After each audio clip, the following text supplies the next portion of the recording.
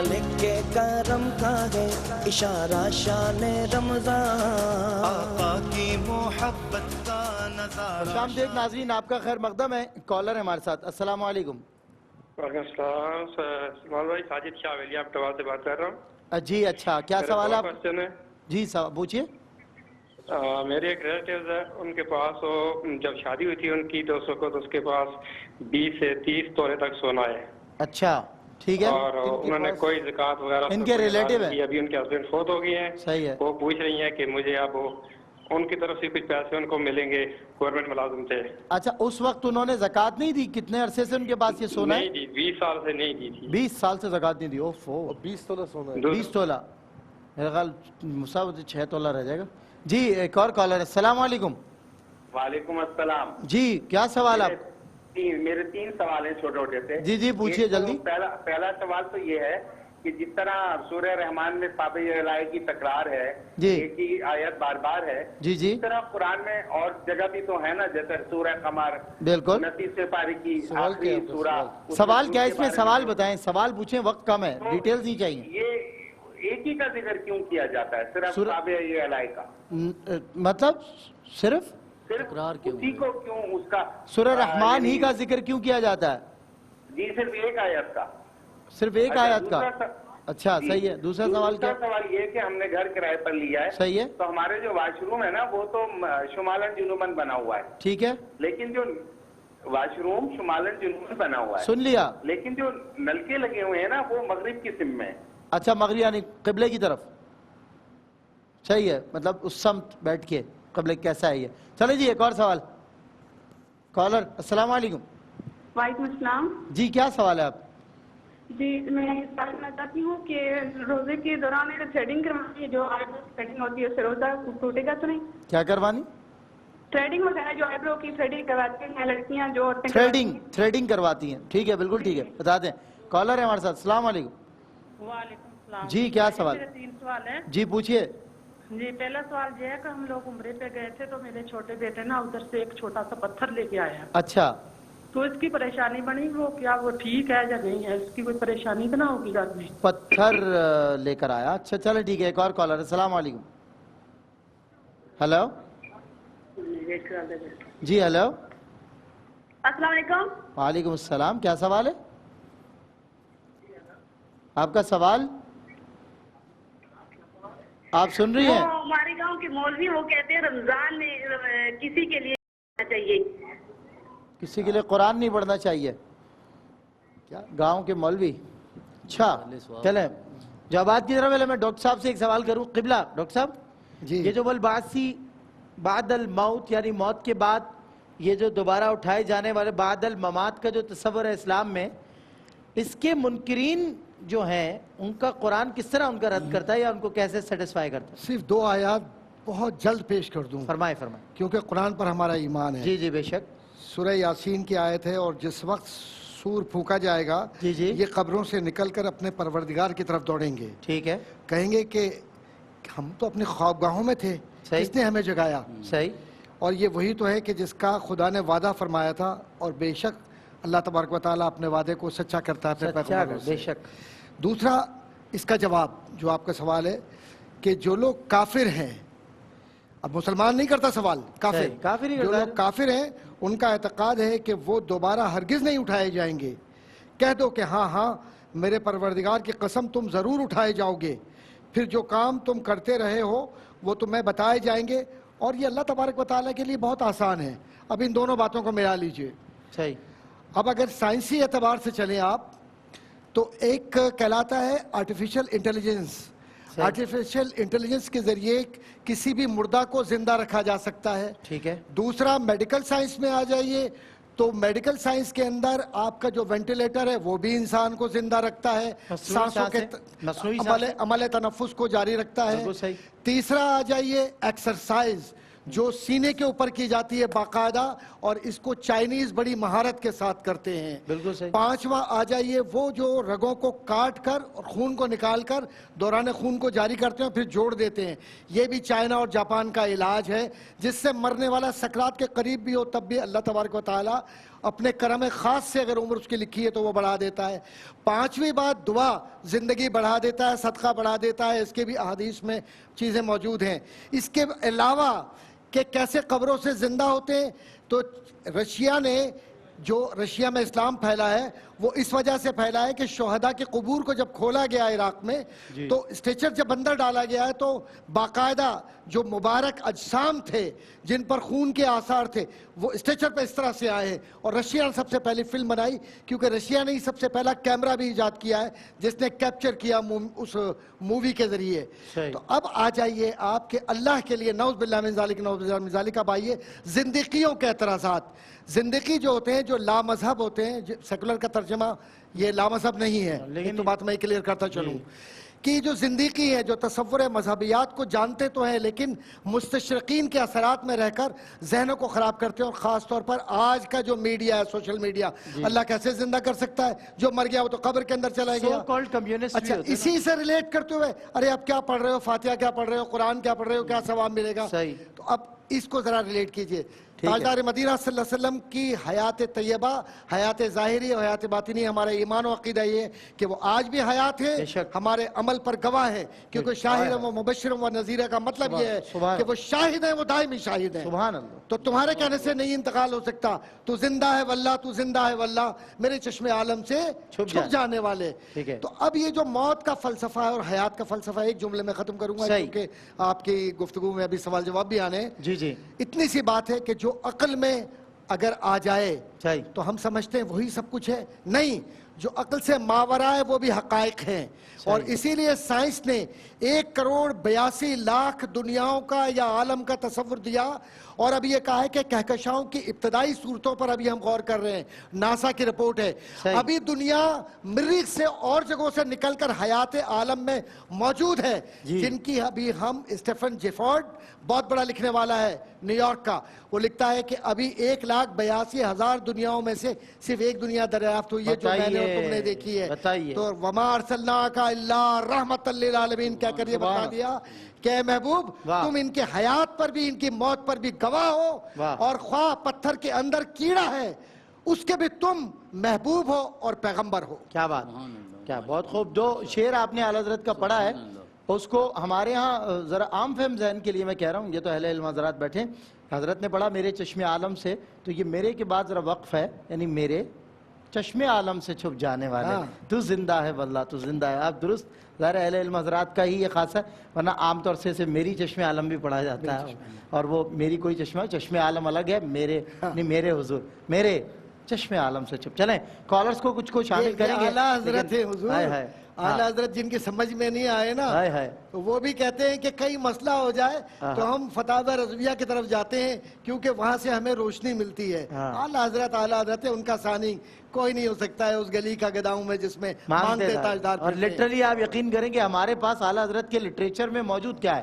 کنز الایمان, ترجمہ قرآن, حدائق بخشش, فتاوی رضویہ, اس پر یہ عالم ہے. تو دیگر علوم فنون, ان کے فلسفہ و منطق, تفسیر و حدیث, جفر, ریاضی, جس پر اعلیٰ حضرت کے شاہکار کام ہیں جو چھپ کر آئے نہیں, اگر وہ آ گئے تو کیا ہوگا. غزالی ہوتے تو حضرت اعلیٰ حضرت کے ہاتھ پر بیعت کرتے ہیں, یقین سے کہہ سکتے ہیں اگر آیات ہوتے. مفتی صاحب آپ کے جوابات کی طرف بھی آئے تھے, وقت نازک مرحلے میں آ گیا. جی, ایسا نہ ہو کہ زیادہ نازک ہو جائے. جی بالکل, میں اس ضمن میں حتمی بات کہوں گا. جی ڈاکٹر صاحبان نے بھی جو ماشاءاللہ باتیں فرمائی. قرآن ایک حتمی بات کرتا ہے کہ منہا خلقناکم, ہم نے تمہیں مٹی سے پیدا کیا, اور فیہا نعیدکم, اسی مٹی میں جانا ہے, ومنہا نخرجکم تارۃ اخری, اور دوبارہ بھی اسی سے زندہ کیے جاؤ گے, یہیں سے اٹھائے جاؤ گے, اور یہی ہماری زندگی کا سفر ہے. زندگی سارا موت تک سفر, پھر وہاں سے اٹھ کر اللہ کی بارگاہ میں جانا ہے. ٹھیک ہے. اچھا, پھر اس میں سوال یہ ہوا کہ جو رشتہ دار زکوٰۃ دیتے ہیں ان کو, بہن کو, تو یہ کہتی ہیں کہ میں ان سے فطرہ دے سکتی ہوں, تو وہ آپ کو زکوٰۃ کیوں دیتے ہیں کہ آپ مستحق ہیں نا. بالکل صحیح. تو اس کا پیسہ جہاں پر یعنی آپ کو خرچ کرنا ہے, جہاں پر آپ کو ضرورت ہے, تو وہاں پر خرچ کریں زیادہ بہتر ہے. اور ویسے بھی نصاب کی جو شرط ہے وہ یہ ہے کہ کم از کم آپ کے پاس 88 to 89,000 آپ کے پاس جمع ہو جائیں، ایکسٹرا ہوں، یعنی جو 52.5 تولہ چاندی کے برابر رقم بنتی ہے، تو تب آپ کو فطرہ دینا ہوتا ہے. تو اگر آپ کے پاس نہیں ہے تو نہ دیں، آپ پر لازمی نہیں ہے. ہاں اللہ کی بارگاہ میں کچھ دینا چاہتی تو بالکل دیں، اس کا ثواب آپ کو اللہ رب العالمین عطا فرمائے گا. بالکل ٹھیک. اس کے بعد ایک سوال یہ ہوا، بہن نے کہا کہ اسلامک بینک میں پیسے رکھوانا جائز ہے. اگر مجھ سے پوچھیں گے تو ظاہر ہے کہ میرے اس میں تحفظات ہیں، اور میرا کہنا یہ ہے کہ کنویں میں کتا گرا ہوا ہے اور پانی نکالا جا رہا ہے لیکن کتا ابھی تک نکلا نہیں ہے، ٹھیک ہے نا. تو وہ بابا مولوی صاحب کے پاس آتے ہیں کہ وہ ہم نے پانی نکالا لیکن کتے کے بال نکل رہے ہیں. تو مولوی صاحب نے پوچھا کہ بھائی کتا نکالا تھا، بولا نہیں وہ نہیں نکالا، پانی نکالا تو کیسے پاک ہو گیا. تو برحال جو علماء کرام اس میں لگے ہوئے ہیں وہ قابل تحسین ہے، قابل مبارکباد ہیں. تو میرا کہنا یہ ہے کہ اگر کوئی ایسی خاتون ہیں جن کا کمانے والا کوئی بھی نہیں ہے، دیکھیں میں آسانی بھی دینی ہے نا، کمانے والا کوئی بھی نہیں، کوئی دیکھنے والا نہیں ہے، ان کے پاس کوئی رقم ہے، تو وہ پھر کسی اسلامک بینک میں کسی مفتی صاحب کے مشورے سے اس پر عمل کرتے ہوئے رکھوا دیں، اور ان کے عمل کے ان کی جو قول کے مطابق چلیں، کہنے کے مطابق چلیں، تو انشاءاللہ آپ سے مواخذہ نہیں ہوگا. جہاں ضرورت ہے تو وہاں اس طریقے سے کر لیا جائے، ورنہ اجتناب کریں تو زیادہ بہتر ہے. اس کے بعد یہ پوچھا کہ خواب میں اپنی نظر ختم دیکھی ہے، تو کوئی ایسا مسئلہ نہیں ہے، کوئی ایسا کام جانے انجانے میں ہوا جو آپ سے نہیں ہونا چاہیے تھا، تھوڑا سا غور کر لیں، اور ہوا ہے تو اس پر اللہ کی بارگاہ میں توبہ وغیرہ کر لیں، باقی کوئی ایسی بات نہیں. اور اگر ایسا نہیں ہے تو شیطان کی طرف سے دخل اندازی بھی ہوتی ہے، اللہ رب العالمین کرم فرمائے. اچھا یہ سوال ہوا کہ مساجد میں جو پانی گرم ہوتا ہے تو کیا اس سے وضو ہو جاتا ہے؟ دیکھیں عام طور پر جو دھوپ سے گرم پانی ہوتا ہے نا، اس پر ڈاکٹرز بھی کہتے ہیں کہ اس گرم پانی سے جو ہے نا ہاتھ منہ نہ دھوئے جائیں یا وضو نہ کیا جائے.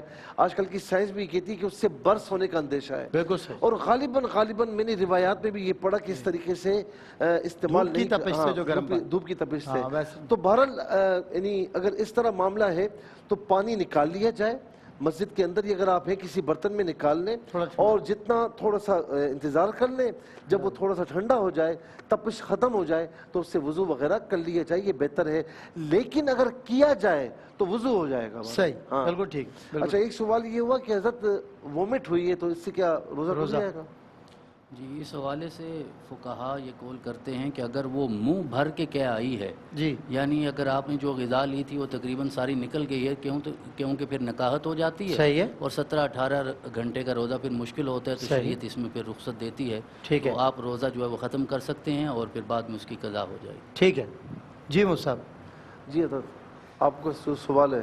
ایک سوال وہ والا جو آیا تھا نا عالم برزخ کا، جو آج کے موضوع کے مطابق ہی ہے. صرف یہ عرض کروں گا میں کہ حضور کریم علیہ السلام کے جتنے فرامین ہیں ان پر ایمان رکھنا اور ان پر یقین رکھنا ہمارے ایمان کا حصہ ہے. اگر ذرا بھی ہم شک کرتے ہیں تو ایمان ختم ہو جاتا ہے ہمارا.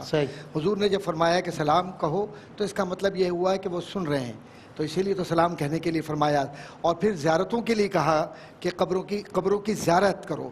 تو اب قبروں کی زیارت کس طریقے سے کی جائے، تو قبروں کی زیارت کا سلیقہ طریقہ بھی ہے.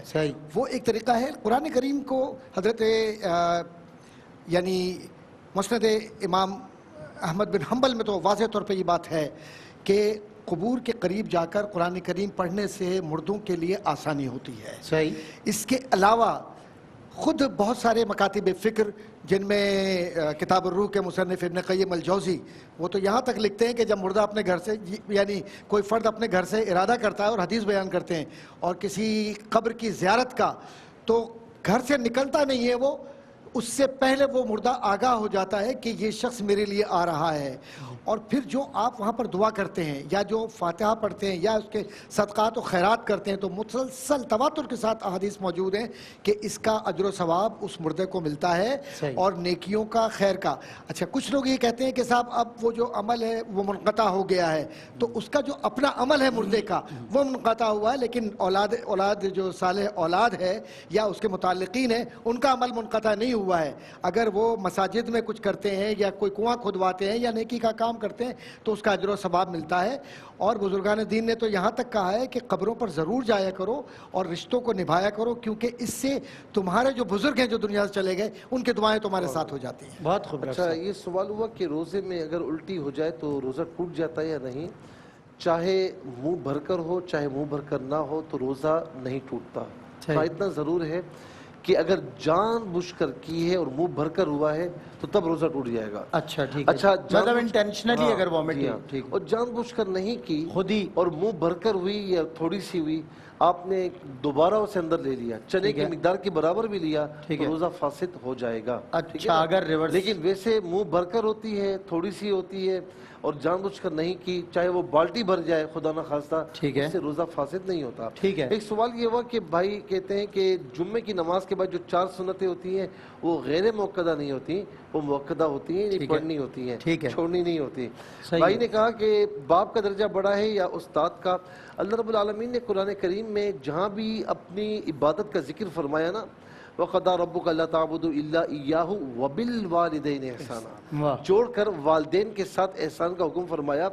تو یعنی یوں علماء فرماتے ہیں مفسرین کہ دنیا میں اللہ تعالیٰ کی ذات کے بعد, وہ تو خالق و مالک ہے, اور رسول اللہ صلی اللہ علیہ وسلم کی ذات کریمہ کے بعد تمہارے سراؤنڈنگ میں جتنے رشتے ہیں سب سے زیادہ سب سے بڑھ کر کسی کا حق ہے تو والدین کا ہے. اللہ, ٹھیک ہے نا.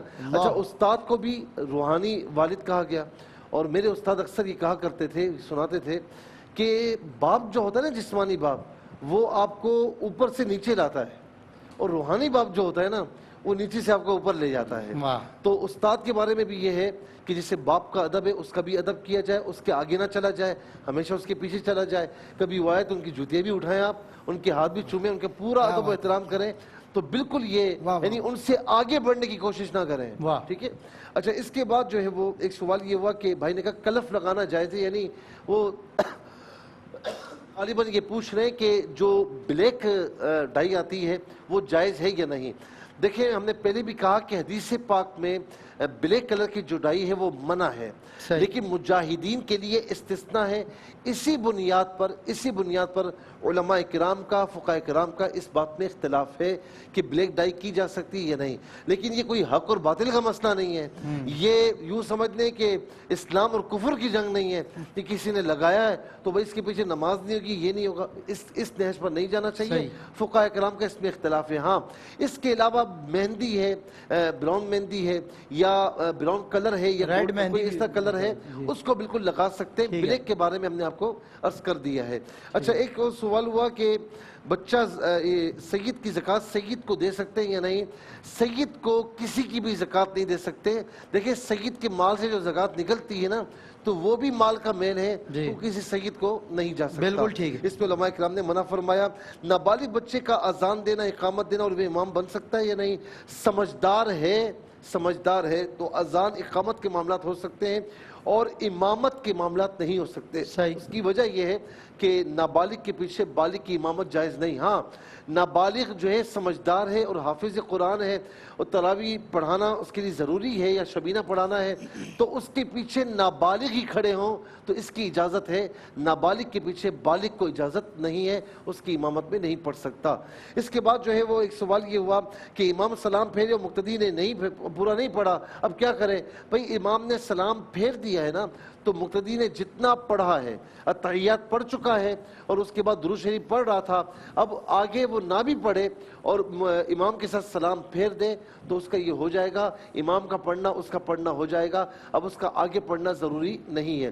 اسی طریقے سے ابھی آپ نے سبحان ربی العظیم ایک مرتبہ پڑھا, امام کھڑا ہو گیا تو سبحان ربی العظیم اگر اب اور پڑھتے تو ٹھیک ہے, نہیں پڑھا آپ امام کے ساتھ آپ کھڑے ہو گئے سمیع اللہ لمن حمید ربنا لک الحمد میں تو کوئی مسئلہ نہیں ہے, آپ کی نماز ہو جائے گی, اس میں کوئی شرعی قباحت نہیں ہے.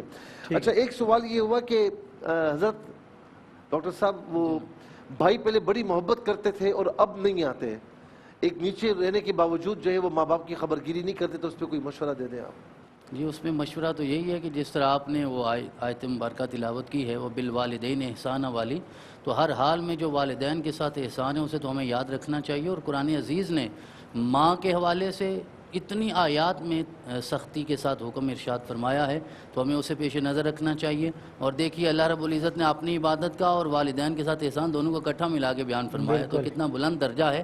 تو یقیناً ایک حدیث مبارکہ حضرت نے تلاوت فرمائی تھی جس کا جز یہ ہے کہ جب آپ صلہ رحمی کرتے ہیں اور خاص طور پہ والدین کے ساتھ حسن سلوک کرتے ہیں تو پھر اس سے رزق میں بھی برکت آتی ہے اور زندگی میں برکت پیدا ہوتی ہے. تو یہ دو چیزیں تو انسان کو چاہیے ہوتی ہیں زندگی میں. اور چاہتا کیا ہے انسان؟ صحیح بات. ایک تو بندہ مرنا نہیں چاہتا, صحیح, اور ایک بندہ یہ چاہتا ہے دوسرے ہر ایک سے زیادہ میں مالدار ہو جاؤں. بالکل یہ دونوں چیزیں صلہ رحمی سے اور یقیناً ماں باپ کے قدموں میں بیٹھنے سے نصیب ہیں. بالکل, بہت خوب. قبلے کی سمت میں استنجا وغیرہ کرنا نہیں, کسی بھی صورت میں قبلہ جو ہے وہ تو سبحان اللہ, یعنی ایک تو عقیدت ہے اور پھر تعامل صحابہ اور حضور کا طرز زندگی کا سلیقہ.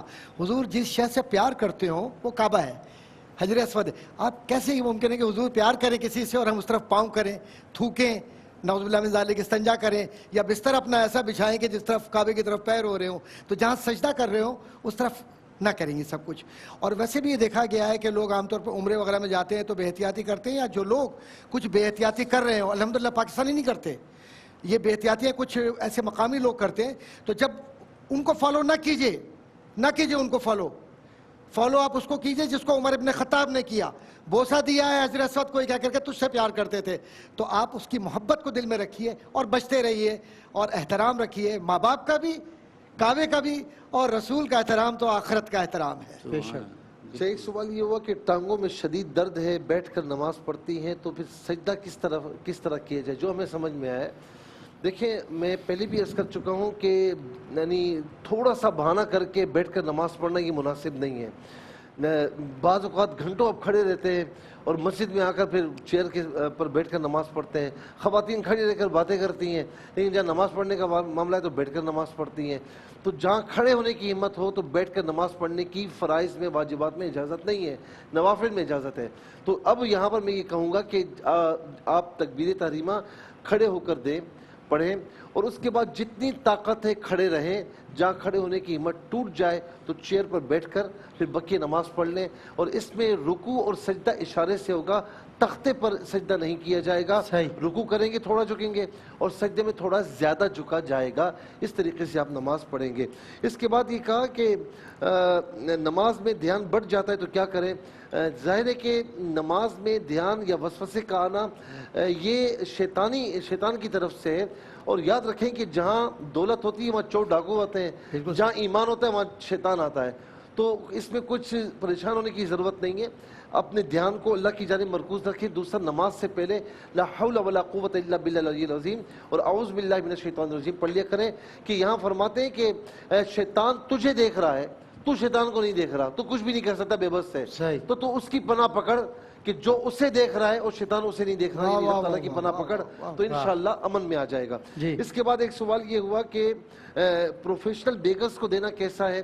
تو نہیں دیا جائے بالکل, لیکن گھر پر کوئی سوال ہی آتا ہے تو تھوڑا سا نظر بھی ہوتی ہے نا آدمی کی, یہ سچا ہے کیا نہیں ہے, تو اندازہ ہو جائے کہ واقعی یہ مدد کرنے تو اس کو دینا چاہیے. لیکن پروفیشنل کو نہیں دینا چاہیے. لیکن جھڑکنا یا ان کو مارنا دھتکارنا اس بات کی اجازت نہیں ہے.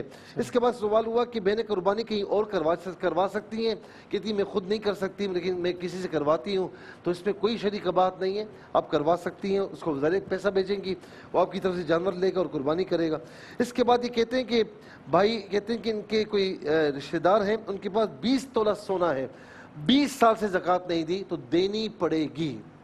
20 سال کی زکوٰۃ دینی پڑے گی. ہاں یہ ہے کہ کوئی اگر اتنے سالوں کی زکوٰۃ نہیں دی, اب اس سے دیتے دیتے وہ شریف فقیر ہو گیا تو بقیہ سالوں کی زکوٰۃ نہیں ہوگی. لیکن بہرحال اب ان کے پاس 20 تولہ سونا ہے تو یہ دیں گے اور دیتے رہیں گے. یہ 20 سالوں کی پوری کرنی پڑے گی. اس کے بعد جو ہے وہ یہ کہتے ہیں کہ ایک بھائی فَبِأَيِّ آلَاءِ رَبِّكُمَا تُكَذِّبَانِ, پھر وہ اس کے بعد آپ سورہ اس میں آ جائیں 29 پارے کی آخری صورت میں وَيْلٌ يَوْمَئِذٍ لِلْمُكَذِّبِينَ. یہ بار بار تکرار کیوں ہوتی ہے حکایت کی.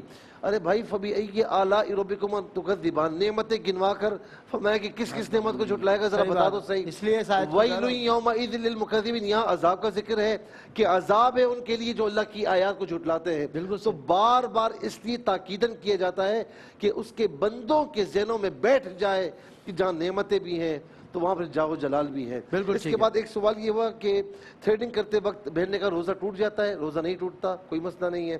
اچھا عمرے پر گئے، بیٹا وہاں سے پتھر لے کر آیا، تو بہتر یہ کہ اس طرح نہیں لانا چاہیے. اب لا چکے ہیں تو کبھی کوئی جائے تو اس کے حوالے کر دے کہ بھئی وہاں پر پتھر رکھ دیا جائے. میں حقیقی واقعہ یہ سنا رہا ہوں کہ ایک شخص نے جبل احد سے وہ کہتے ہیں کہ میں پتھر لایا تھا اور کہا کہ اس کے بعد تقریباً 10-15 سال میرے پاس پڑا رہا. میں پہلے حج کو جانے لگا تو انہوں نے آ کر میرے حوالے کی کہ وہاں پر رکھ دینا، اور کہا کہ میں خواب میں دیکھتا ہوں کہ وہ پتھر آنسو بہا رہا ہے. تو یہ پتھر وغیرہ برداشت نہیں کرتے وہاں کی جدائی، وہاں دوبارہ رکھ دیا جائے تو بہتر ہے. اور آخری سوال ہے کہ گاؤں میں مولوی صاحب کہتے ہیں قرآن نہیں پڑھنا چاہیے کسی کے لیے، تو مولوی صاحب کہہ رہے ہیں اللہ رب العالمین تو فرماتا ہے پڑھنا چاہیے، فقرؤوا ما تيسر من القرآن، جو آسان پڑھنا چاہیے. اور پھر ربنا اغفر لنا ولاخواننا الذين سبقونا، یہ پورا عنوان موجود ہے. حدیث پاک حضرت سعد رضی اللہ تعالیٰ عنہ والی حدیث کہ پانی کا کنواں کھدوا لو تمہاری ماں کو ثواب پہنچے گا. تو پانی کا کھانے پینے کا ثواب پہنچے گا اور قرآن پڑھنے کا ثواب نہیں پہنچے گا. تو بالکل پہنچتا ہے. اس مولوی صاحب کی باتوں میں بالکل بھی نہ ہے، وہ میرے خیال میں بے علمی میں یہ باتیں کر رہے ہیں. بالکل صحیح بات ہے. اور اس طرح کا اگر کوئی مولوی دریافت ہو جائے تو اسے کسی پیر کامل کا پتہ دیں، کیونکہ مولوی ہرگز نہ شد مولا روم تا غلام شمس تبریزی نہ شد. میں قبلہ ڈاکٹر شاہ صاحب کا، ڈاکٹر صاحب کا، مفتی صاحب کا بہت شکریہ ادا کرتا ہوں. اور وقت بالکل اپنے آخری مرحلے میں، بریک کے بعد خصوصی تقریری مقابلہ ایک سے بڑھ کر ایک.